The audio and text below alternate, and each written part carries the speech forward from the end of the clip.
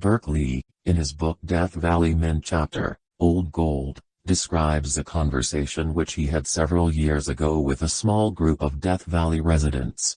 The conversation had eventually turned to the subject of Paiute Indian legends.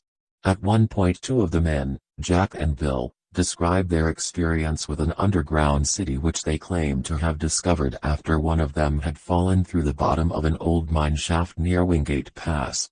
They found themselves in a natural underground cavern which they claimed to have followed about 20 miles north into the heart of the Panamint Mountains.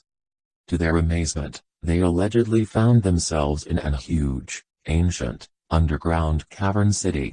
They claimed that they discovered within the city several perfectly preserved mummies, which wore thick armbands, wielded gold spears, etc. The city had apparently been abandoned for ages, except for the mummies, and the entire underground system looked very ancient. It was formerly lit, they found out by accident, by an ingenious system of lights fed by subterranean gases. They claimed to have seen a large, polished round table which looked as if it may have been part of an ancient council chamber, giant statues of solid gold, stone vaults and drawers full of gold bars and gemstones of all kinds, heavy stone wheelbarrows which were perfectly balanced and scientifically constructed so that a child could use them, huge stone doors which were almost perfectly balanced by counterweights, and other incredible sights.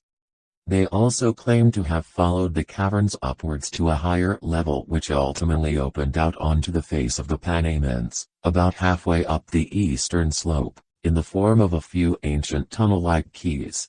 They realized that the valley below was once underwater and they eventually came to the conclusion that the arched openings were ancient docks for sea vessels. They could allegedly see Furnace Creek Ranch and Wash far below them. They told Berkeley that they had brought some of the treasure out of the caverns and tried to set up a deal with certain people, including scientists associated with the Smithsonian Institute, in order to gain help to explore and publicize the city as one of the wonders of the world. These efforts ended in disappointment however when a friend of theirs stole the treasure, which was also the evidence, and they were scoffed at and rejected by the scientists when they went to show them the mine entrance and could not find it. A recent cloudburst, they claimed, had altered and rearranged the entire countryside and the landscape did not look like it had been before. When Lee last heard from the two men, Bill and Jack, they were preparing to climb the east face of the Panamints to locate the ancient tunnel openings or quays high up the side of the steep slope. Berkeley never did see or hear from his friends ever again.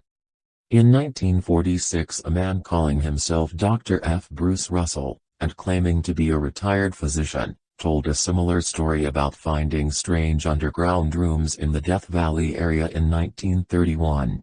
He told of a large room with several tunnels leading off in different directions. One of these tunnels led to another large room that contained 3 mummies.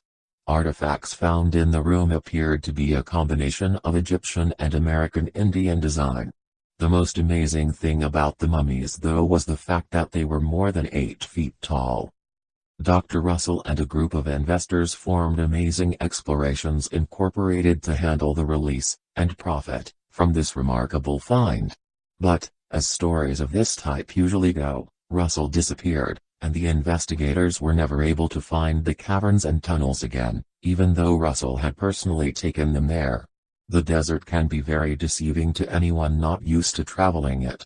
Months later, Russell's car was found abandoned, with a burst radiator, in a remote area of Death Valley.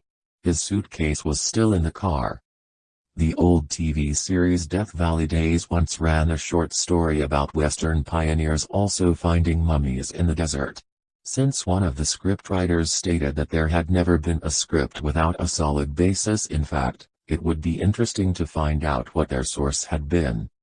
For now, these stories will have to be shrouded in mystery, along with the 21,000-year-old bones found in California's Imperial Valley, also rumored to have been spirited off by the Smithsonian.